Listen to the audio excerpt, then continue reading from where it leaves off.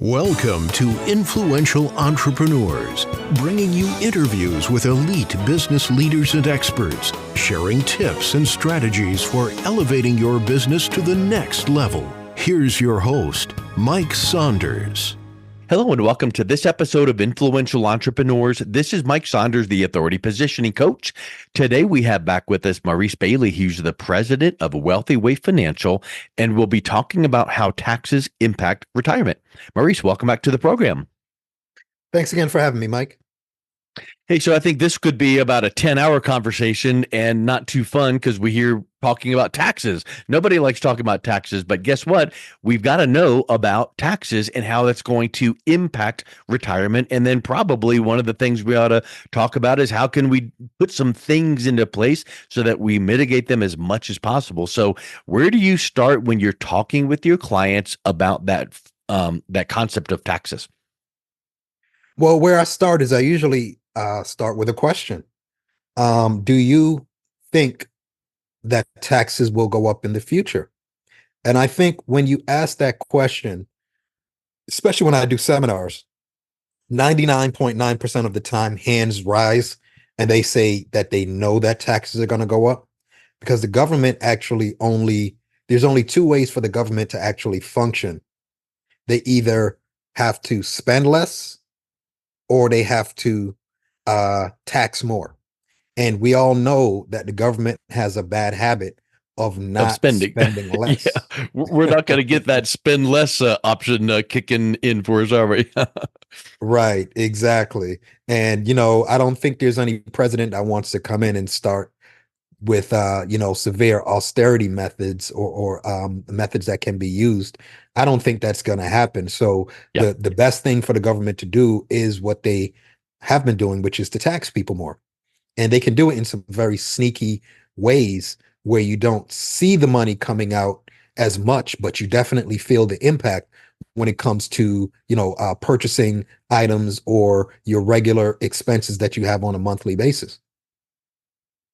Yeah. And, that's an interesting point you bring up because unfortunately, even though we have the power to vote, there's many things that we don't fully comprehend. So, do we feel like taxes will go up in the next 5 to 10 years or beyond?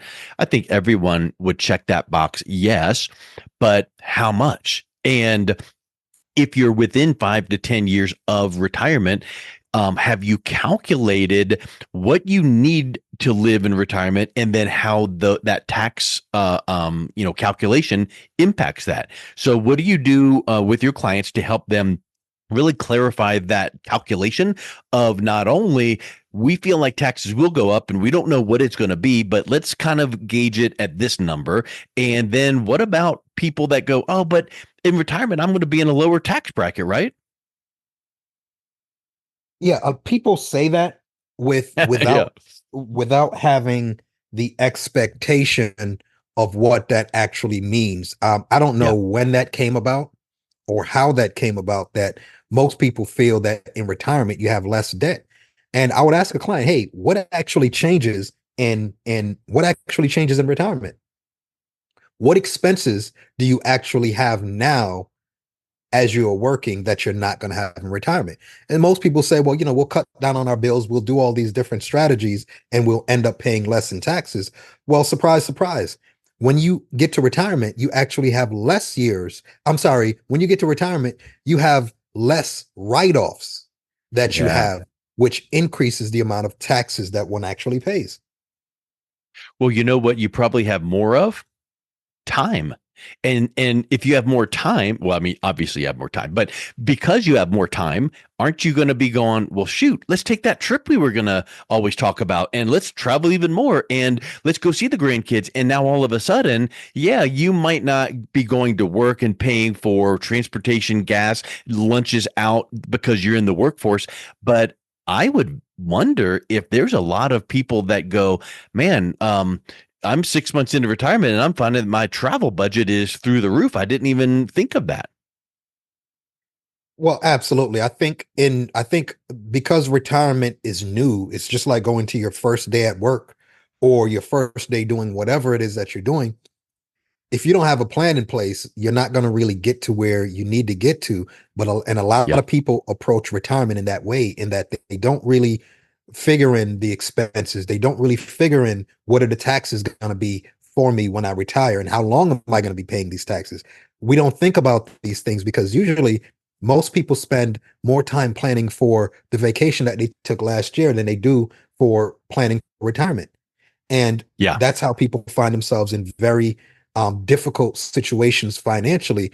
I can't tell you how many couples I sit down in front of, and they're one of their first thoughts are, well, we're on a fixed budget. We're on a fixed budget. We're on a fixed budget. That means that's another way of saying we can't afford something. We can't afford something. We Mhm. can't afford something.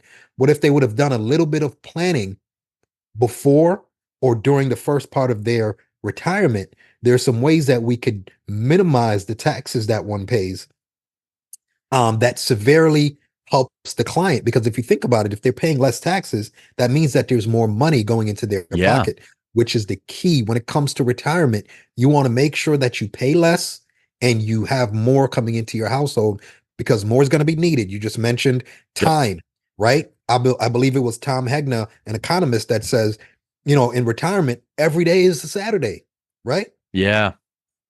But it'll be a rainy, cloudy Saturday if you haven't planned the right way. Absolutely. So what are the types of taxes that people need to be prepared for? So there are, the, repeat the question one more time. I apologize. What are the types of taxes that people need to be prepared to pay in retirement? Because income taxes. Well, I'm not going to be working anymore. So I'm not going to be paying those income taxes because I don't have a job, but there's going to be other taxes that I need to be prepared for. Right, absolutely. There's always some way to try to get money out of your pocket when you Yep. hit retirement, and taxes happen to be one of those ways. So there are many different ways in which you can actually be taxed in retirement that most people don't think about. So let me give you an example. If you, I'll give you another client as an example. I met with a client a couple of weeks ago, and this guy had $700,000 in the bank, right? When we looked, I asked him to bring his 1040. We looked at the taxes. He's paying in taxes $11,000 a year on income that he doesn't even use, Wow. right? So in preparing better and going over what we did with him, we were able to take his situation, put some of that money elsewhere, reallocate it, if you will, from the bank where it's still safe. He still gets access to it, but he's actually able to save that $11,000 that he was paying in taxes each year after repositioning his assets. That's a bill that he no longer has to pay. And again, this is money he's not even using. So we just repositioned his assets and saved him $11,000 a year in taxes just by making one smart move. Yeah, that's pretty huge. And it reminds me of the aspect of the old example of the money or the water going into the bucket representing, money in your bucket, financial bucket. And yeah, you can put more water in, more money in, but if you've got a bunch of holes where it's flowing out, like taxes, it's something where if you can plug up as much as possible, because you never can plug up all of the tax holes. We have to pay taxes, but if we can lessen them or mitigate them as much as possible. So what were the kind of things that you were mentioning to him that he could be considering to do? Well, not only were we able to minimize the taxes from the bank, but also because we then repositioned his assets, the taxes that he was paying on Social Security was drastically reduced by the decisions Hmm. that we made. So we saved him taxes in two different ways just by changing one thing. Now imagine Wow. that $11,000 plus the amount that he saved in taxes from Social Security over 10 years. That's easily well over $100,000 that we're able to save this individual. Now, when we say saving him money in taxes, that's again money going into his pocket, which means it's $100,000 more that he has to do whatever he needs to do to live that comfortable retirement. Yeah, for sure. That's really huge. So now let's think about what kind of retirement account should people be contributing to, that might even be tax favored, because you start thinking about, well, I don't want to be contributing to an account that is going to make me pay even more taxes. So what are some things that way? So I don't know who coined this several years ago. I learned about it many years ago now. But there's something called the retirement red zone, right? Where that's essentially, it's a football term, but they use it for retirement planning. It's essentially if you're 5 years before retirement or you're 5 years after retirement, that is one of the most dangerous times that you have in retirement. Not only for the potential of losing money, but also for the potential of how you position yourself tax wise, right? So if you are a pre-retiree and we sit down and we talk about developing income strategies for when you retire, one of those first things that I'm going to ask you is how much tax do you actually want to be paying? And most people don't want to pay any taxes, especially in Yeah. retirement. But again, you perfectly stated it earlier. There are a lot of holes that need to be filled, but we can only fill some of them, right? So when it comes to different strategies that we can use, one of those strategies are how do we reposition your assets? I have plenty of clients, so I'll give you another example of a client from the other day. This guy was 63 years old. He wants to retire today. He's got a pension from um, uh, his military. He was an Air Force guy, so he's got a pension from his military, and he's got disability pension also from the military, and he makes about $200,000 a year. Now he just started earning that kind of money because he was earning a lot less before. So because he had two pensions coming in, the income wasn't as great. He had to keep he has to keep up, if you will, with the amount of expenses that he has, right? So he said, look, Maurice, I want to retire in the next year. Can I do that? So we looked at what he had going on, and all of the sources of income that he has coming in are all taxable. So Yeah. after looking at his expenses versus his income, we decided, hey, look, maybe it's not a good idea to retire today.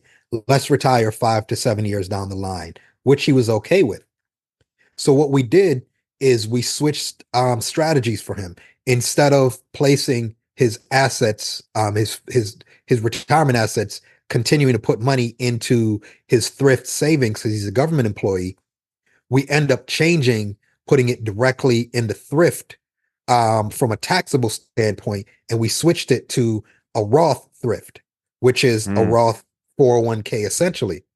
So that stopped the immediate bleeding of all of his income potentially being taxed. Now he can max out his thrift savings and make at least most of it be tax free. Don't know if you know this or not, but the contributions from a Roth 401k are actually still taxable. So the most of what he puts in will be non-taxable from that strategy that we used, but that's a portion of how we're able to help. Now, another strategy Mhm. would be to make sure, if it was another client, I would say, hey, look, depending on your income, let's take a look at maybe positioning your assets to use a Roth IRA or maybe life insurance that both provide tax-free income for that particular client, depending on their situation. So if you're Mhm. over 200,000 as an example, we may not be able to go the Roth IRA route, but we may be able to use life insurance. And if you're under 200,000, we may be able to use the Roth solution instead of the life insurance, or maybe a combination of both.